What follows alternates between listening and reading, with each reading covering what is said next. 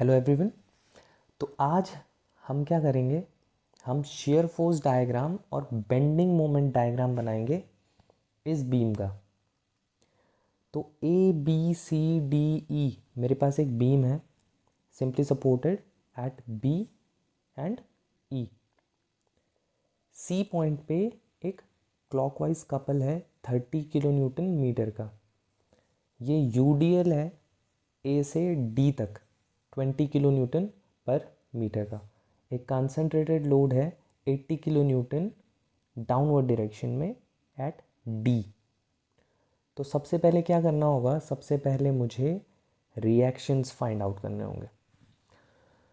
तो रिएक्शन मैं कैसे फाइंड आउट कर सकता हूँ, मैं क्या कर सकता हूँ, इसको ब्रेक कर सकता हूँ। इस पूरी बीम को अगर मैं ब्रेक करूँ, मान लो इसको मैंने ये बीम ब्रेक करी,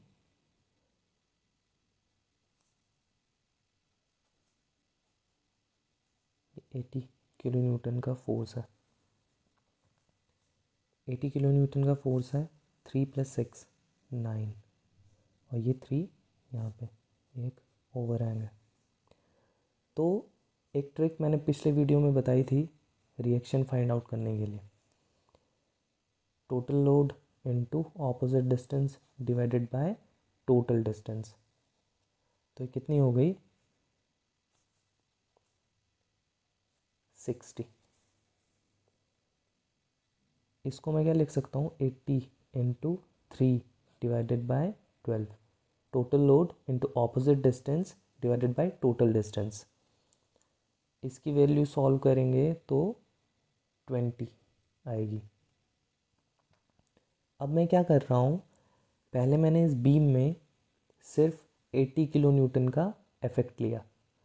अब मैं इस बीम में सिर्फ मोमेंट का, इस क्लॉकवाइज कपल का इफेक्ट लेता हूँ। देखो क्या होगा, ये मेरी बीम है, ये कहीं पर मोमेंट लग रहा है 30। तो मैंने ट्रिक क्या सिखाई थी, 30 नीचे 30 ऊपर, ये ऊपर चला जाएगा, ये नीचे आ जाएगा। 30 डिवाइडेड बाय 12 और ये भी 30 डिवाइडेड बाय 12। तो 30/12 is equal to 2.5 is equal to 2.5। अब मैं क्या करूँगा, अब मैं इस यूडीएल का इफेक्ट लूँगा। तो इस यूडीएल का इफेक्ट लेने के लिए मैंने ये बीम ड्रॉ करी।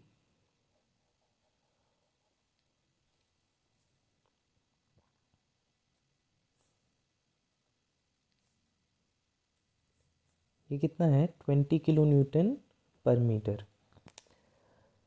तो 20 किलो न्यूटन पर मीटर है, कितनी डिस्टेंस तक है, 6 + 3 + 3 12। तो 20 × 12 कितना हुआ, 240। 240 कहाँ लगेगा, इसके सेंटर पे, 3 + 3 यहाँ पे। तो मैं अगर इसको रिजल्टेंट लोड इसका ड्रॉ करूँ तो ये कुछ ऐसा आएगा। ये कितना है, 240। 20 × 12, 12 क्या है, डिस्टेंस। सो 20 किलो न्यूटन पर मीटर इंटू 12 मीटर, तो कितना हो गया, 240 किलो न्यूटन। तो अब ये 240 किलो न्यूटन से आप क्या कर सकते हो, इसी ट्रिक से आप रिएक्शंस फाइंड आउट कर सकते हो। सो 240 इंटू ये डिस्टेंस कितनी होगी, 3। क्यों, क्योंकि ये बीच में लगेगा, 3 3 और ये 6। सो 240 इंटू 3 ओवर 12, 240 इंटू 9 ओवर 12। इसको अगर मैं सॉल्व करूँ तो 12 2 20 60। इसको अगर मैं सॉल्व करूँ तो 12 2 20 180।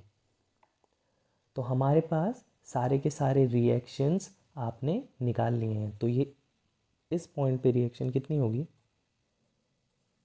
और इस पॉइंट पे रिएक्शन कितनी होगी। तो इस पॉइंट पे 180 माइनस 2.5 प्लस 20। क्यों? क्योंकि मैं अपवर्ड डायरेक्शन में पॉजिटिव ले रहा हूँ। अपवर्ड डायरेक्शन में जा रहा है ये 180, तो मैंने 180 पॉजिटिव लिया। 80 plus 20, 200 minus 2.5 which is equal to 197.5 kilo newton. अब ये वाली रिएक्शन कितनी आएगी?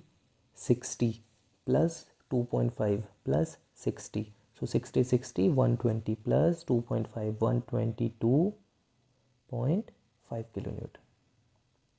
तो ये दोनों आपने रिएक्शन निकाल दिए बाय आइसोलेटिंग दिस। इसी को हम क्या बोलते हैं? Principle of superposition. आपने क्या किया? हर एक लोड का इफेक्ट अलग अलग लेके लास्ट में उसको सुपर इम्पोज कर दिया। देखो मैंने क्या लिखा? मैंने लिखा final value minus initial value is equal to total value. मतलब मैंने क्या बोला था? जैसे ही एक कंसंट्रेटेड अपवर्ड लोड आएगा, शेयर फोर्स जंप्स अप और उसकी वैल्यू कितनी होगी? इस लोड के बराबर।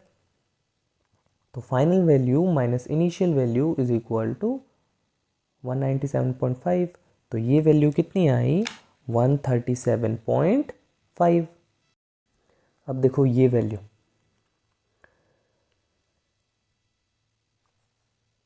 We D minus this V R is equal to minus 20 into 9।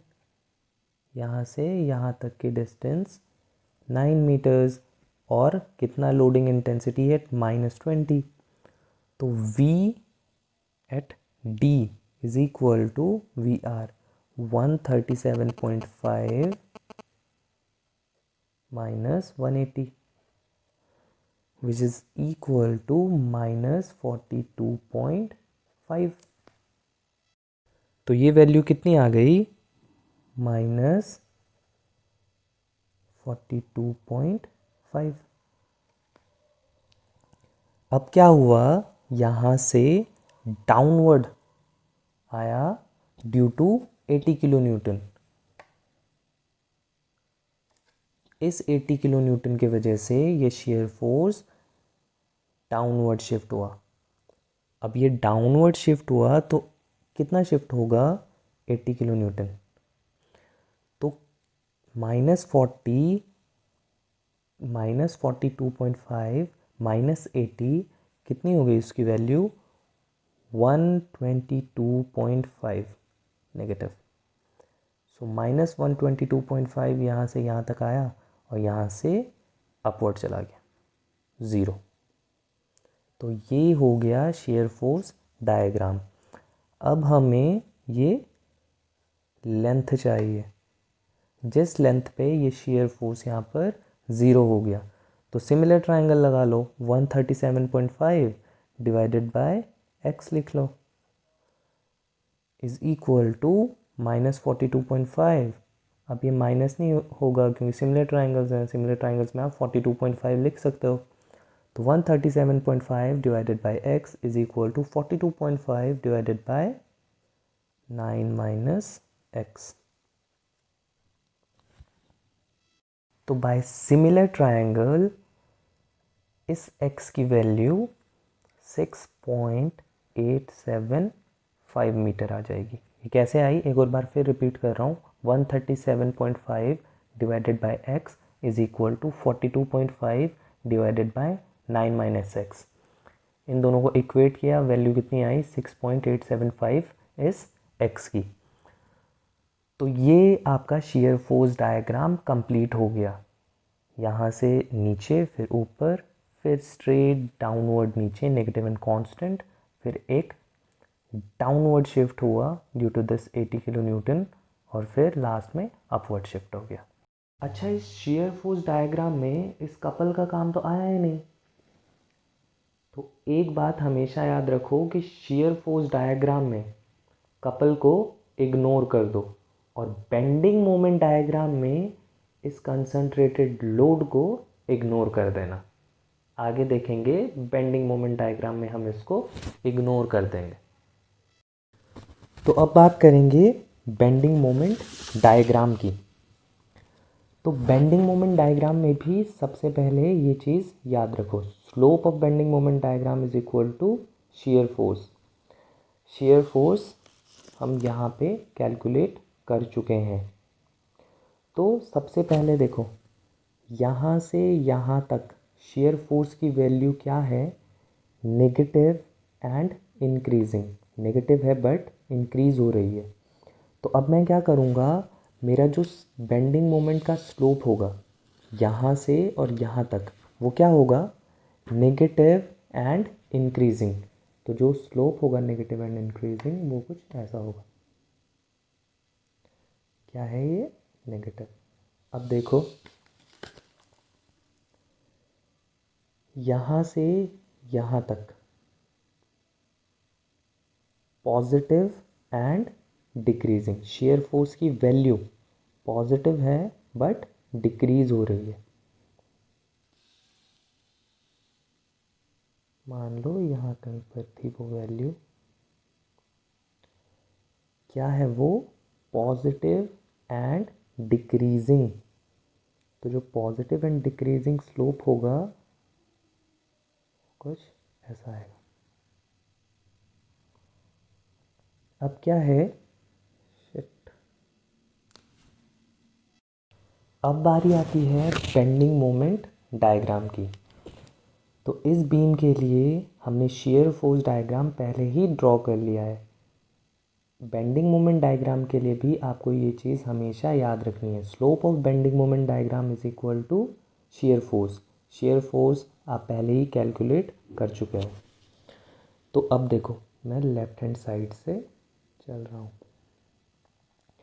इस पॉइंट से इस पॉइंट तक, मतलब A B C D E. तो ए पॉइंट से बी पॉइंट तक अगर मैं shear फोर्स देखूं, ए पॉइंट से बी पॉइंट तक shear force is negative but increasing. तो shear force is negative and increasing, इसका मतलब क्या है, जो मेरे बेंडिंग मोमेंट डायग्राम का स्लोप होगा वो नेगेटिव और इंक्रीजिंग होगा। तो नेगेटिव एंड इंक्रीजिंग स्लोप ऐसा कुछ है। अब इस पॉइंट से इस पॉइंट तक, मतलब बी से सी तक, बी से सी तक मेरा shear फोर्स की जो वैल्यू है वो पॉजिटिव है बट डिक्रीजिंग है। तो जो स्लोप होगा बेंडिंग मोमेंट डायग्राम का वो क्या होगा, पॉजिटिव एंड डिक्रीजिंग। तो पॉजिटिव एंड डिक्रीजिंग स्लोप कुछ ऐसा हो जाएगा। इस पॉइंट पे एक clockwise couple, concentrated couple encounter हुआ, तो बेंडिंग मोमेंट जंप्स अप। अब बात आती है इस पॉइंट से इस पॉइंट तक, इस पॉइंट से इस पॉइंट तक shear force is positive and decreasing. So positive and decreasing के लिए अगर मैं इसको यहाँ कहीं पे बनाऊँ तो पॉजिटिव एंड डिक्रीजिंग का स्लोप ऐसा ही जाएगा, है ना। अब बात आती है, अब बात आती है इस पॉइंट से इस पॉइंट तक, इस पॉइंट से इस पॉइंट तक shear force is negative and increasing. इसका मतलब क्या है, जो मेरा बेंडिंग मोमेंट डायग्राम होगा उसका स्लोप क्या होगा, नेगेटिव एंड इंक्रीजिंग। तो नेगेटिव एंड इंक्रीजिंग स्लोप जो होगा वो कुछ ऐसा होगा।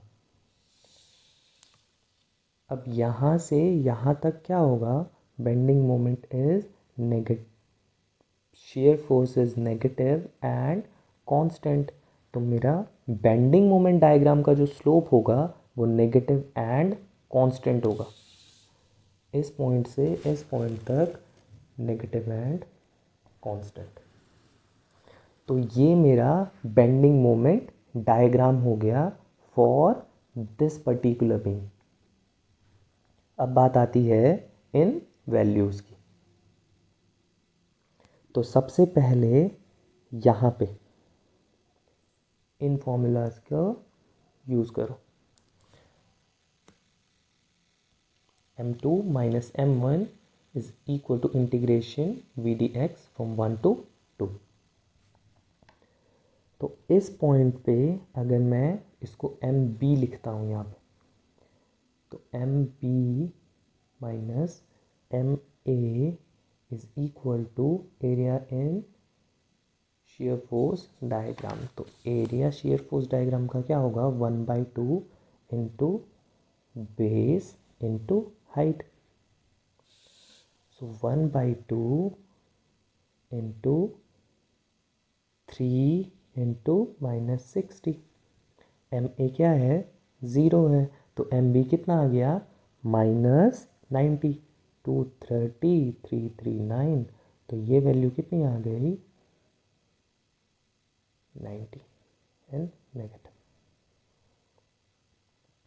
अब क्या होगा, यहाँ पर की वैल्यू आपको निकालनी है। तो मैं क्या लिखूँगा, M C minus M B is equal to area between this. अब इस एरिया को फाइंड आउट करने के लिए आपको ये वैल्यू चाहिए। ये वैल्यू के लिए सिमिलर ट्राइंगल्स फिर से लगा लो। 137 over 6.875 is equal to this value over 3.875। तो इसको सॉल्व करके कितनी आ जाएगी ये वैल्यू, ये वैल्यू 77.5 आ जाएगी। तो मैं क्या करूँगा, M C minus M B is equal to इस पैरेललोग्राम का एरिया। इस पैरेललोग्राम का एरिया क्या हो सकता है, 137.5 प्लस 77.5 डिवाइडेड बाई 2 इंटू 3। तो मैंने क्या लिखा, मैंने क्या बोला, M C minus -90 is equal to 77.5 plus 137.5 divided by 2 into 3। तो इसकी वैल्यू कितनी आ गई, इसको सॉल्व करके इसकी वैल्यू आ गई 232.5।